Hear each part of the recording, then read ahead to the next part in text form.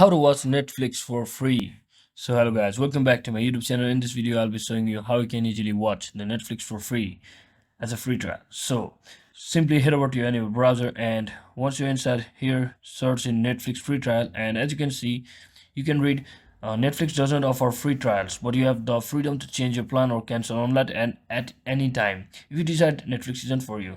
So there are no contracts, no cancellation fees, and no commitments. So you can sign up and take advantage of Netflix, all the Netflix has to offer. So with that being said, simply search in for T-Mobile Netflix, and once you are inside here, simply click on the first website, and once you are here, click on get started.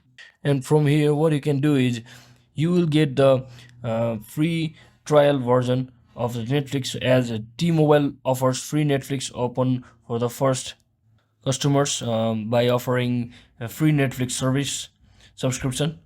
So hope this video was helpful. If it was, don't forget to like and subscribe to the channel. See you on the next one.